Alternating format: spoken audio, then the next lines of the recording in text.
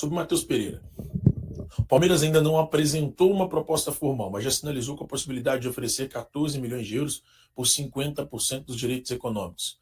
E a informação que eu tenho por parte do Cruzeiro é que não tem a menor possibilidade de Matheus Pereira deixar o clube.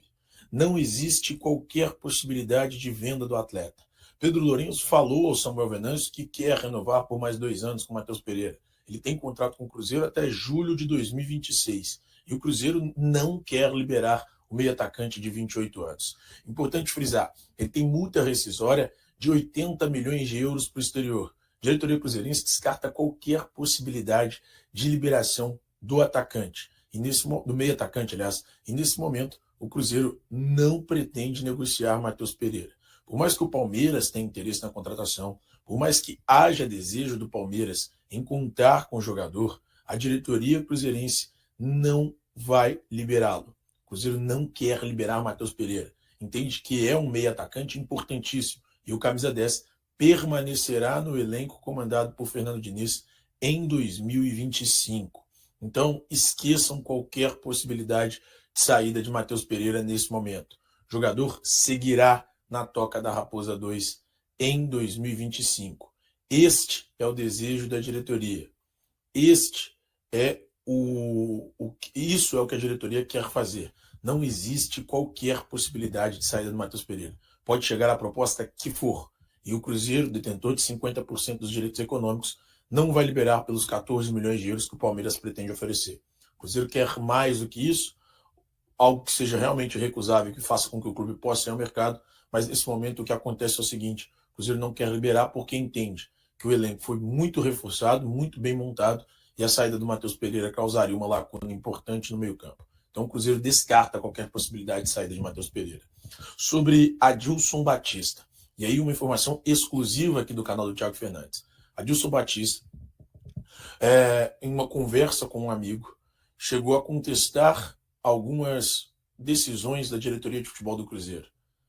Casos como o de Jonathan Jesus, casos como o de Fabrício Peralta, e enalteceu os jogadores das divisões de base. Lembrando, Adilson Batista está hoje como coordenador das divisões de base do Cruzeiro, e esse áudio se tornou público nos bastidores do clube, se tornou de conhecimento nos bastidores do clube. Muitas pessoas ficaram incomodadas, mas Pedro Lourenço gosta muito de Adilson Batista e nem sequer cogita a demissão do profissional. Adilson Batista permanecerá, então, na Toca da Raposa 2, melhor, no caso, na Toca da Raposa 1, né? Já que ele trabalha nas divisões de base, não existe qualquer possibilidade de saída. Mas Adilson fez duras críticas às decisões do time profissional, do time que trabalha nos bastidores do futebol profissional. Críticas a Alexandre Matos, a Paulo Pelaipe e a todos os integrantes do departamento de futebol profissional, especialmente pelas contratações. Então, Adilson entende que alguns jogadores das divisões de base poderiam ter mais oportunidades, e aí esse áudio acabou chegando a algumas pessoas da diretoria que ficaram bastante incomodadas, mas Pedro Lourenço mantém Adilson Batista no Cruzeiro. Importante frisar isso. Sobre as divisões de base do clube, zagueiro Bruno Alves deve ter uma oportunidade nas divisões, no time profissional do Cruzeiro. Bruno Alves, só pegar aqui a idade dele, Bruno Alves Cruzeiro, zagueiro cruzeirense, 19 anos, joga como defensor, disputou a Copa São Paulo de Futebol Júnior nessa temporada. Ele deve ter algumas oportunidades no time profissional do Cruzeiro.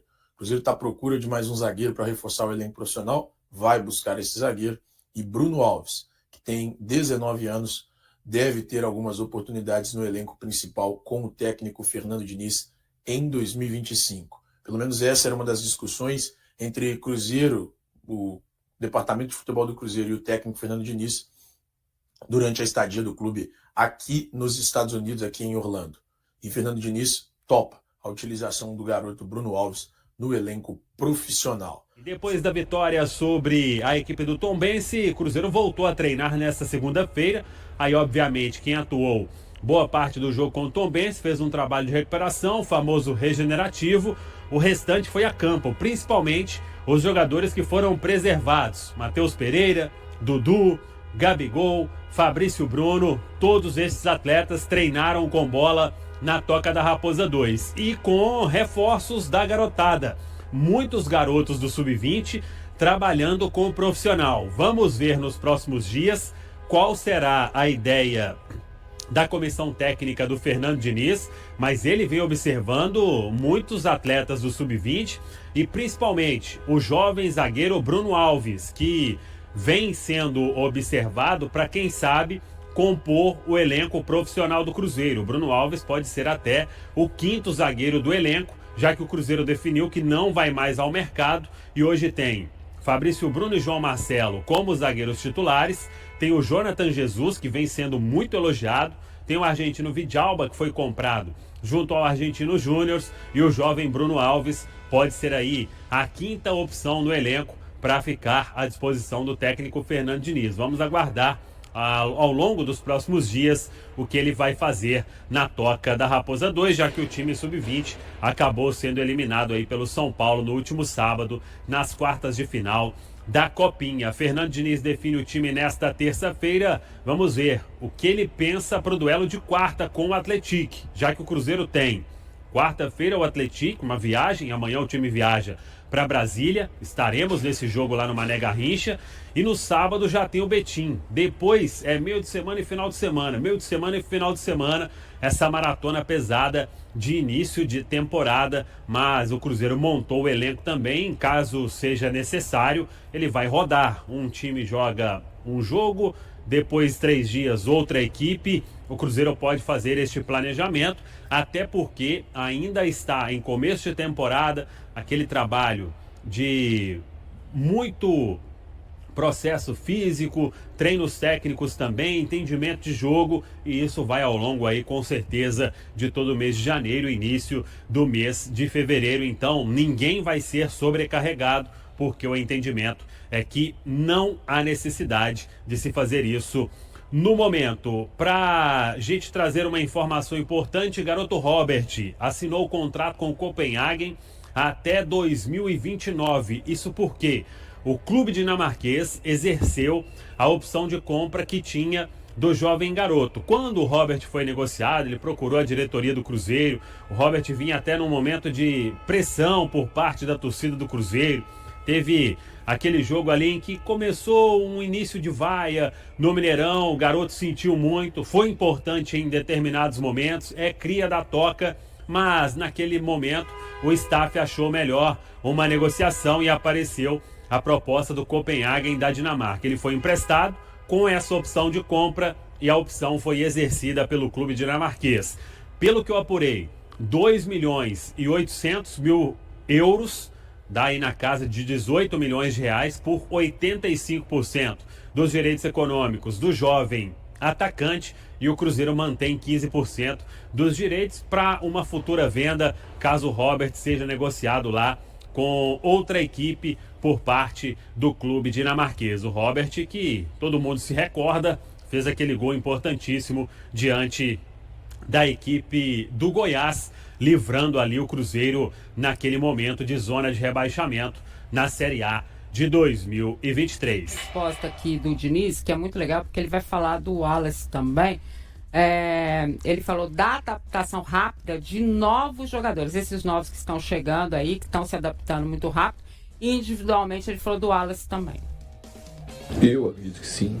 O Wallace, na realidade, o ano passado já teve um bom momento comigo aqui quando eu cheguei. A gente teve uma data FIFA que ele aproveitou muito bem. O que prejudicou o Wallace o ano passado, depois que eu cheguei aqui, foi a lesão que ele teve ali naquele jogo do Flamengo, que a gente poderia de repente não ter jogado, e acabou prejudicando o final de ano dele. Mas é um jogador que tem qualidades muito positivas, um jogador que ficou muito tempo na Europa, um jogador campeão olímpico, e a gente fica muito contente com esse início dele, que é um início muito positivo do Wallace. O Christian, o Bolassi, o Marquinhos, o Eduardo, todo mundo que chegou, sem contar no Dudu, Gabigol, todo mundo que chegou tá conseguindo se adaptar muito rápido ao que a gente pretende da parte tática. E eu acho que mais do que isso existe uma energia e uma sinergia muito fácil de ser identificada nesse começo de trabalho. A gente falou sobre isso, né? Até recebendo as imagens deles nos Estados Unidos, que não era só uma adaptação. Essa ainda vai demorar, obviamente, a gente errou parte mais ontem, foi, né? Faz parte ali do contexto. Segundo tempo, fisicamente também pregou, porque toda a viagem, aquilo tudo, né? Tava muito quente no Mineirão também. Não igual estava 11 horas da manhã lá em Ubá, mas estava quente também. Então tudo isso faz parte. Mas essa questão que ele está falando de interação e tudo mais, já foi possível ver lá nas imagens que a gente acompanhava, né? A gente presenciou essa pré-temporada nos Estados Unidos, né? Os famosos vídeos de bastidores do Cruzeiro, um entrosamento muito grande do elenco, né? Não só nas imagens que o Cruzeiro fornecia, mas também dos próprios atletas nas redes sociais, ali se conhecendo, tendo muitas brincadeiras, um pegando no pé do outro, mas a gente viu também esse início de trabalho ali com aquela adaptação ao jeito Diniz, né? Se a gente terminava o ano passado questionando, mas será que o Diniz vai chegar e já vai querer implementar o modelo dele de jogo de uma vez, impor nesse time que estava com Seabra, tinha uma outra característica de jogo? Agora não, agora o Diniz está tendo esse tempo de início de pré-temporada para poder tentar implementar de uma forma melhor, com outro elenco, o seu padrão de jogo, e na avaliação do Diniz, isso tem sido bem aceito pelo grupo, né? Tem sido correspondido ali pelos atletas. Ele até viu um saldo muito positivo contra o São Paulo, contra o Atlético, e ontem também contra o Tombense, apesar de todas as dificuldades físicas por causa da viagem e também por ser um início de pré-temporada contra um adversário que fisicamente se prepara há mais tempo. E você também já sentiu isso, Lélio, que essa adaptação está ocorrendo de forma tranquila ali, porque mudou muito, né? Mas isso entra muito por causa da qualidade dos jogadores, né, Dilmar? Sim, sem dúvida. Então, isso aí faz a diferença. E aí, camarada, como ele mesmo disse, vem com outra energia, né, para aceitar as novas ideias. E aí, realmente, alguém que estava aqui não estava aceitando, mas agora ele está aí, vai ter que aceitar. E ponto final. Então, realmente, a gente já vê que o Cruzeiro vai ter uma cara, assim, bem mais parecida com o jeito do Diniz de jogar. Mas tem gente que não gosta. Eu até ontem não vi o time ficando tão exposto assim, como costuma acontecer. Venceu por 1-0, teve muitas oportunidades, não transformou em gols, né, a sua superioridade, mas é o início do trabalho. E esse teste aí contra o Atlético é bom na quarta-feira, viu? Vamos ver. Ô Lélio, foi até bom você comentar, porque a minha avaliação também nos 3 primeiros jogos do Cruzeiro hoje não seria o termo correto, mas um Cruzeiro de Diniz mais retranqueiro que o habitual. E pelo menos foi essa a minha avaliação. Mais precavido. Mas ontem, se ele fosse pra retranca, ficava um lá atrás e o outro daqui. Não ia ter ninguém no meio campo, né? Mas nos jogos contra o São Paulo e o Atlético também, acho que um Cruzeiro mais cuidadoso ali na parte defensiva do que a gente está acostumado com o jeitão de Diniz. É verdade.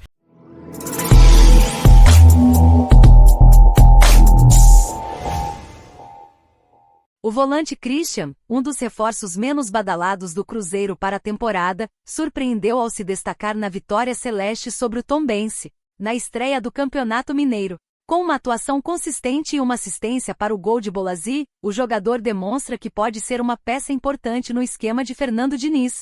Apesar de não ter chegado ao clube com o mesmo destaque de outros reforços, como Gabigol e Dudu, Christian já mostra que veio para somar. Em sua primeira partida oficial com a camisa celeste, o volante demonstrou qualidade técnica, boa visão de jogo e um forte espírito de equipe. A partida contra o Tombense foi marcada pela intensidade e pela dificuldade imposta pelo adversário. Mesmo após uma longa viagem dos Estados Unidos e um clássico contra o Atlético, o Cruzeiro conseguiu superar os desafios e sair de campo com a vitória. Christian teve papel fundamental nesse resultado positivo, mostrando que está pronto para encarar os desafios da temporada. Com a camisa 88, o volante conquistou a torcida e mostrou que pode ser uma das revelações do time em 2025. A diretoria celeste acertou ao apostar no jogador, que chega para fortalecer o meio-campo da Raposa. E aí, galera, o que acharam? Deixem nos comentários. Não se esqueçam de deixar o like e de se inscreverem no canal e acionar o sininho para receber as notificações.